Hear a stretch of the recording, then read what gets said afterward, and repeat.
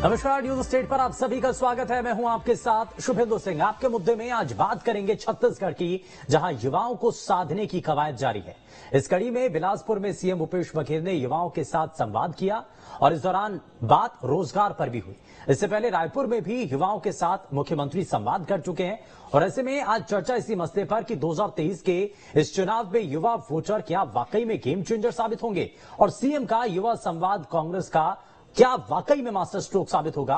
छत्तीसगढ़ में युवा वोटर क्या सीधे सीधे आप किसी एक पार्टी के साथ जाएंगे और युवाओं को रिझाने में आखिर कौन बाजी मारेगा। रोजगार के मुद्दे पर क्या युवा वोट करेंगे, इन तमाम सवालों का जवाब तलाशेंगे। साथ में हमारे खास मेहमानों का एक बड़ा पैनल जुड़ रहा है, लेकिन सबसे पहले एक रिपोर्ट आपको दिखाते हैं।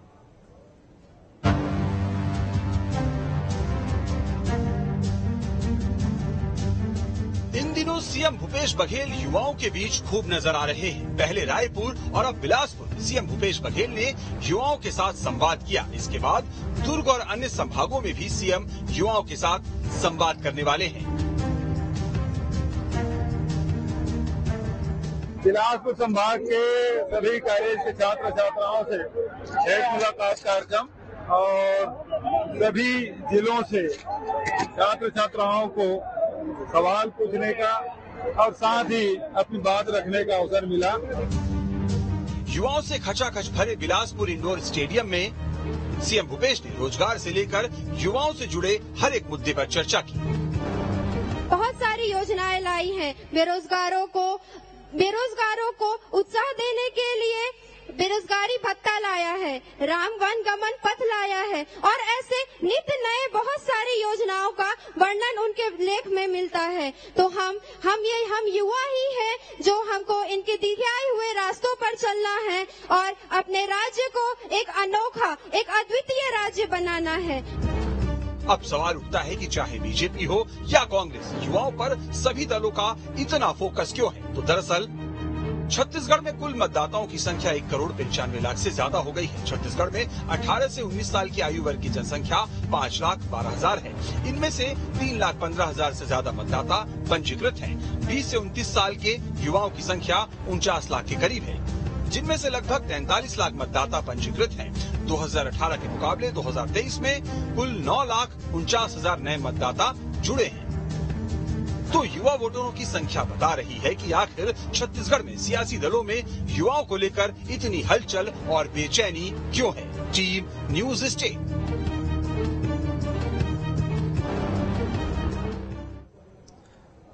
तो युवाओं को साथ लाने की हर कोई कोशिश कर रहा है, चाहे इसमें बीजेपी हो चाहे कांग्रेस। लेकिन कांग्रेस की ये रणनीति और सरकार का जो काम है, क्या वाकई में युवाओं को अपने साथ खींच पाएगा? इन्हीं तमाम सवालों के साथ जरा कार्यक्रम को आगे बढ़ाते हैं। लेकिन सबसे पहले आज के खास पैनल से आपको मिलवा देते हैं। वरिष्ठ पत्रकार बाबूलाल चरवाण जी हमारे साथ कार्यक्रम में है।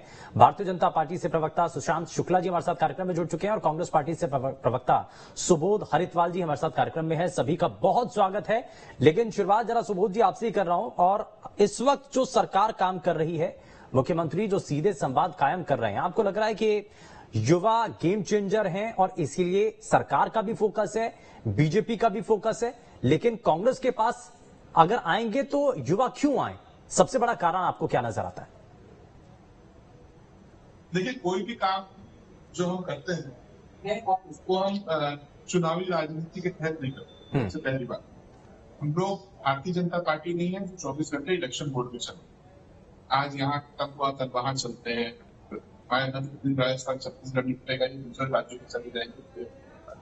तो हम लोग इलेक्शन मोड पे नहीं करते, हम काम करने वाले मोड पर जरूर है। तो भूपेश बघेल की एक मंशा थी कि भेंट मुलाकात जो कार्यक्रम 90 विधानसभा में हुआ, वो कार्यक्रम युवाओं के बीच में भेंट मुलाकात कंटिन्यू करे।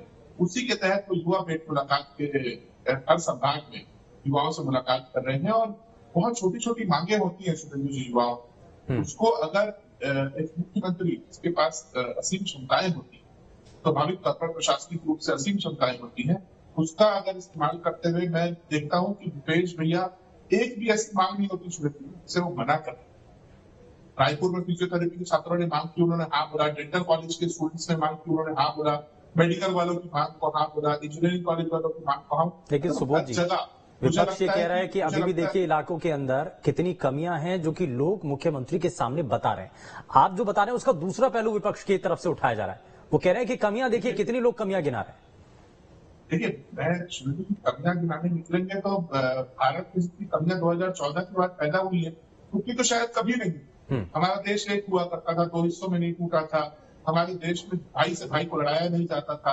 हमारे देश में अगर कोई राज्य चल रहा हो तो देश का प्रधानमंत्री अन्य राज्यों में जाकर के सोने चांदी के आभूषण, हीरे के आभूषण दूसरी देश के राष्ट्रपति और उनकी पत्नी और परिवार को भेंट नहीं कर रहा होता था। तो बहुत सारी चीजें बनती वैसे तो, पर मैं जो मानता हूँ इस भेंट, अगर हम लोग आज छत्तीसगढ़ की परिप्रेक्ष्य में और इस युवा मुलाकात के बारे में बात कर रहे हैं तो मुख्यमंत्री जी एक अभिभावक होने के नाते, एक परिवार के बड़े और मुखिया होने के नाते राज्य के हर युवा से मिलना चाहते हैं, उनकी बातों को सुनना चाहते हैं और संभवतः उनकी मदद भी करना चाहते हैं, अपनी पूरे प्रयास के साथ उनकी मदद करते हैं। मुझे लगता है बहुत ही सामान्य सी प्रक्रिया है। ये बड़ी सामान्य सी प्रक्रिया है, लोगों के बीच में जा रहे हैं, उनकी परेशानियों को सुन रहे हैं, लेकिन आप सिर्फ कमियां गिना रहे हैं।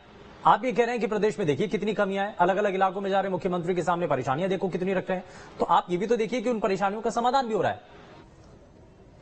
सुशांत जी, मेरे साथी वो कहा कि भाजपा चुनावी मूड में होती है।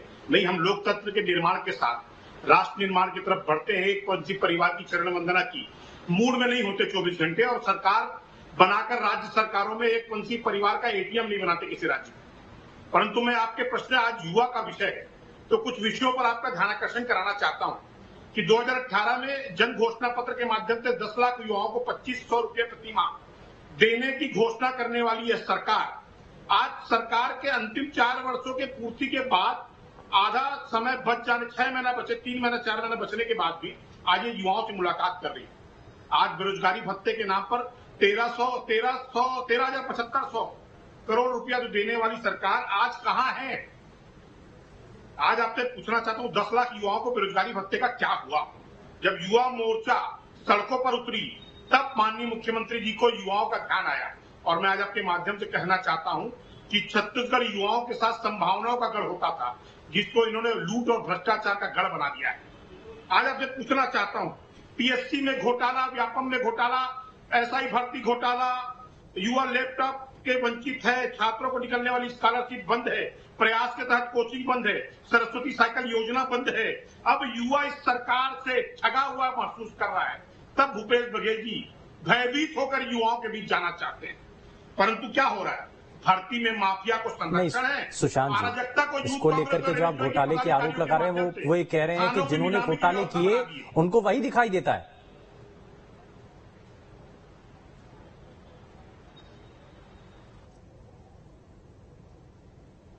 ये बार बार कहा गया इससे पहले भी, और चलिए मैं वापस आऊंगा, लेकिन उससे पहले जरा मैं बाबूलाल शर्मा जी को जोड़ लेता हूं इसमें।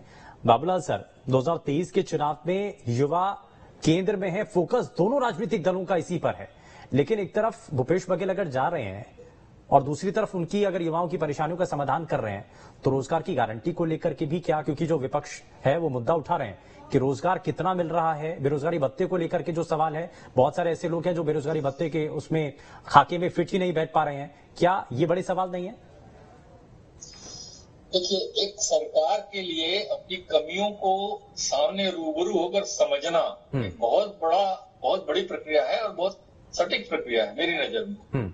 जब डॉक्टर रमन सिंह जाते थे गांवों में अचानक और वो रूबरू होकर के देखते थे तो उनकी कमियों को लोग बताते थे, कमर में हाथ रख करके, और बड़े तैस के साथ, ये बुजुर्ग ने, मेरे सामने की बात है, वो रमन सिंह से इस तरह पूछा जैसे वो शासक खुद है और सेवक जो है उसके सामने बैठा हुआ है। हाँ। तो ये प्रक्रिया बहुत शानदार प्रक्रिया है, जिससे उस शासक को ये पता लगता है कि मेरी कमियां खामियां क्या है, और भविष्य के लिए उसकी आंखें खुलती है और वो देखता है कि मेरा जो किया धरा है वो जमीन के स्तर तक नहीं पहुंच रहा है या पहुंच रहा है। दोनों चीजें उसमें पता लगती है। तो एक में तो तसल्ली होती है, एक में भविष्य का संकेत होता है कि मुझे क्या करना चाहिए। ये चीजें बहुत अच्छी है। दूसरी चीज, युवा वाला मसला जो है, युवाओं को साधने के लिए इस वक्त सारे दल लगे हुए हैं, या आप पार्टी भी लगी हुई है, उनका भी ध्यान जो है युवाओं के ऊपर ज्यादा है। हाँ। इस समय क्या है, नए वोटरों की बड़ी संख्या जुड़ी है और युवाओं की संख्या बहुत ज्यादा है, वो डाइवर्ट कर सकती है पूरे चुनाव को, इसमें कोई शक नहीं है। इसलिए जो है इस बात को समझने के लिए ये जो सरकार है ये कार्यक्रम कर रही है, और निश्चित रूप से जो है युवाओं में बहुत सी असमंजस की स्थिति जो है वो है, वो संवाद से दूर होगी। ये सोच जो अच्छा, है, मैं बाबूलाल सर इसमें मैं 2 होगी। सवाल वही जानना चाह रहा हूं कि एक तो रोजगार को लेकर के जो सवाल बार बार उठ रहा है, जिसमें मुख्यमंत्री ने भरोसा भी दिलाया कि रोजगार भी मिल रहा है और नई जो वैकेंसीज हैं वो भी सृजित हो रही हैं। दूसरा, बेरोजगारी भत्ते को लेकर जो उस खाके में सिर्फ फिट नहीं बैठ पाए हैं, सेट नहीं हो पाए हैं, क्या वो तबका बड़ा है? नहीं, देखिए, बिल्कुल सही है। बेरोजगारी की जो संख्या है वो आंकड़ों में कहीं नहीं दिख रही है, लेकिन बेरोजगारों की संख्या है और उनको जो भत्ता दिए जाने की बात कांग्रेस ने की थी, निश्चित रूप से की थी, घोषणा पत्र में की थी, लेकिन किन्हीं कारणों जो है उनका इम्प्लीमेंटेशन जो है वो कहीं ऊपर नीचे हो रहा था। तो उसको उस योजना में शायद कुछ गलती रह गई थी, इसलिए उस योजना को नया नाम दे करके जो अभी अंतिम वर्ष में जो है नया नाम दे करके लाया गया है और 25 रुपए जो है भत्ता वो दिया जा रहा है, लोगों को मिल रहा है। अब ये विपक्ष कह सकता है कि आज तक क्यों नहीं गया, 4 साल नुकसान जो हुआ उसकी भरपाई कौन करेगा, ये कह सकता है। ठीक है, लेकिन जो ठीक है, सुबोध जी की तरह जोड़ लेता हूं मैं। सुबोध जी कुछ कहना चाह रहे हैं? हाँ, सुशांत जी आता हूं आपके पास। फैक्ट्स को थोड़ा सा सही करना चाहूंगा। मैं बहुत छोटा हूँ, आपको आईना नहीं दिखाना चाहता, बस थोड़ी सी चीजें। एक तो हमने अपने घोषणा पत्र में कहीं पर भी बेरोजगारी भत्ते शब्द का इस्तेमाल नहीं किया। मैं दावा कर रहा हूँ चैनल पर, मैं आपके सामने कहना चाहूंगा, कोई मुझे दिखा दे कि हमारे 36 बिंदुओं में बेरोजगारी भत्ता शब्द कहीं था। दूसरी चीज जो सुशांत शुक्ला जी ने कहा, तो बाबूलाल जी ने बताया कि हम उन्हें पूरा नहीं कर पाए, तो मैं बताना चाह रहा हूँ कि हमने बेरोजगारी भत्ते का वादा। दूसरी बात, हमने लिखा था आर्थिक, सामाजिक और सामुदायिक कार्यों से जोड़कर उन्हें हम 10,000 रुपए प्रति वर्ष क्लब बना करके देंगे। हमने राजीव युवा मितान क्लब 2020 के 14 जनवरी से शुरू कर दिया था। किसी को भी जानकारी लेनी हो तो आरटीआई निकाल ले। जो सुशांत शुक्ला जी बोले तो नहीं मिल रहा है, तो वो 2020 से 14 जनवरी से वो चालू हो चुका। 13,269 क्लब संचालित है पूरे प्रदेश में। उसके बाद भी हमने आखिरी वर्ष में बेरोजगारी भत्ता जो 2 साल तक देने का वादा किया है। तो सवाल उठाना कि सर इतना समय बीत गया, बावजूद चुनावी साल था इसलिए किया, विपक्ष यही आरोप लगा रहा है।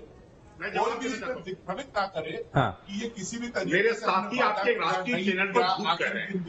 राजीव गांधी मितान क्लब के नाम पर जो घोषणा मुझे बोलने 2018 में 19 में इन्होंने की, मेरी बात खत्म, जिसके बजट का आवंटन 2022 तक नहीं किया। मेरी बात खत्म, मेरे पास 15 का अधिकार काट दिया। दीपा के माध्यम से हमने व्यवसाय करने के मौका भी युवाओं को दिया।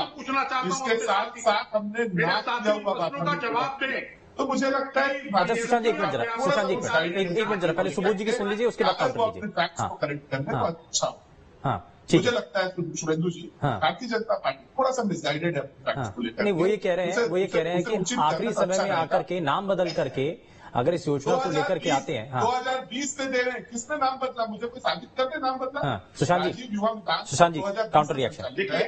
बेरोजगारी भत्ते के नाम पर युवा मोर्चा 13,000 नहीं, वो तो कह रहे हैं मैनिफेस्टो में हमने शामिल ही नहीं किया था, बेरोजगार भत्ता देने का हमने वादा ही नहीं किया था। वो तो हमारी सरकार को लगा और हमने किया। शुभेंदु जी, बेरोजगारी भत्ता देने का वादा किया था। जी सुबोध जी बताइए। मैं दावा कर रहा हूँ, मैं दावा कर रहा हूँ की लाइब्रेरी से, आपके लाइब्रेरी को उपलब्ध होगा वो कि 2500 रुपए बेरोजगारी भत्ते देने का युवाओं को प्रावधान हमने करने का व्यवस्था दी थी। उन्होंने प्रधानमंत्री आवास पर भी एक पत्र, खुला पत्र मुख्यमंत्री को लिखा। नहीं, वो आपके सामने मना कर रहे हैं ना, मुख्यमंत्री बने। वो कह रहे हैं कि हमने कहीं भी घोषणा पत्र के अंदर शामिल नहीं किया। तो जिस पार्टी की परंपरा ही झूठ की है, झूठ की बुनियाद पर और भ्रष्टाचार की बुनियाद पर हो, उनसे यही जवाब की उम्मीद की जा सकती है।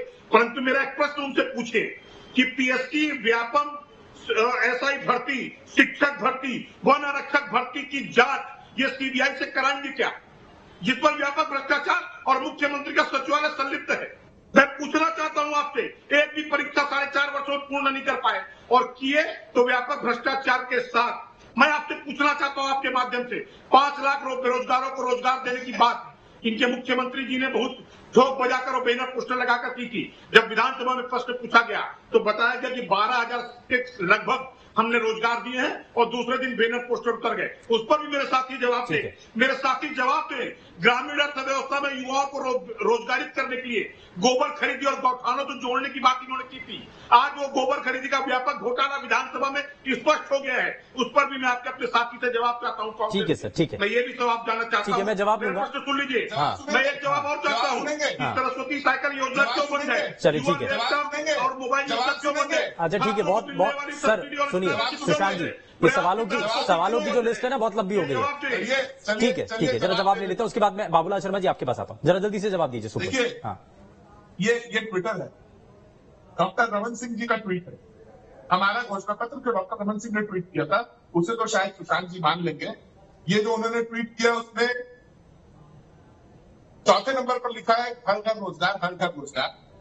छत्तीसगढ़ के युवाओं को राजीव मित्र योजना के तहत रोजगार दिया जाएगा, जिसके अंतर्गत 10 लाख बेरोजगार युवाओं को सामुदायिक विकास और समाज सेवी गतिविधियों से जोड़कर भाग लेने पर न्यूनतम प्रतिमाह 2,500 रुपए प्रदान किए जाएंगे। ये जारी कीजिए सूची ना। ये यूथ कांग्रेस और एनएसयूआई के पदाधिकारी हैं जिनको आर्थिक स्वावलंबी बनाने के लिए सरकार व्यापक मैं आपके चैनल पर चुनौती के साथ कहता हूं।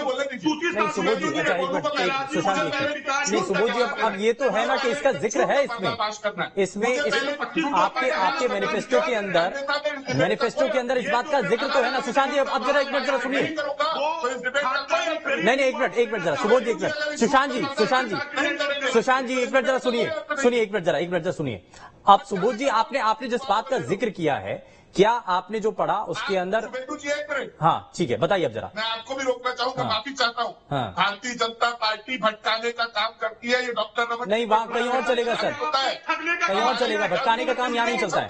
छत्तीसगढ़ का युवा जवाब देने को तत्पर है। सुनने की क्षमता भूपेश बघेल ने कालांतर में जो भूपेश बघेल बनकर व्यापक जनादेश दिए, आज वो खगेल बघेल होगा छत्तीसगढ़ को। नहीं, रोजगार को लेकर के, और अगर उनको रोजगार नहीं मिलता है तो उसको क्या कहेंगे, बेरोजगारी भत्ता? ठीक है, एक मिनट जरा सुबोध जी और सुशांत जी और सुबोध जी, एक मिनट जरा बाबूलाल शर्मा सर को जरा जल्दी से जोड़ लेता हूँ। बाबूलाल सर, एक चीज बताइए कि ये जो कहा जा रहा है कि नहीं, एक मिनट जरा वापस से उसी पॉइंट पर आ रहा हूँ जहां से सवाल शुरू हुआ था, जरा वहीं पर वापस आ रहा हूँ। बाबूलाल शर्मा सर, एक चीज जरा थोड़ा सा इस बारे में बताइए कि ये कहा जा रहा है सुबोध जी की तरफ से भी कि साहब हमने अपने मैनिफेस्टो के अंदर इसको शामिल नहीं किया, लेकिन हमारी सरकार बनी, हमने उसके बाद बेरोजगारी भत्ते का ऐलान किया है, हमने दिया है, लेकिन विपक्ष इस पर हंगामा कर रहा है। शब्दों के आधार पर सुबोध बिल्कुल सही कह रहा है। शब्द बेरोजगारी भत्ता शब्द नहीं है घोषणा में। उसमें जो उन्होंने पढ़ के बताया उसमें एक डिफाइन है 10 लाख बेरोजगार युवाओं को, माने 2018 में 10 लाख बेरोजगार थे, 10 लाख बेरोजगार युवाओं को सामुदायिक विकास और समाज सेवी गतिविधियों में भाग लेने पर न्यूनतम 2,500 रुपए प्रदान किया जाएगा। लेकिन सामुदायिक विकास और समाज सेवी गतिविधियां का डिफाइन नहीं किया गया कि वो कौन सी मानी जाएंगी। इसलिए जो है 2,500 रुपए भत्ता नहीं दिया जा पा रहा था।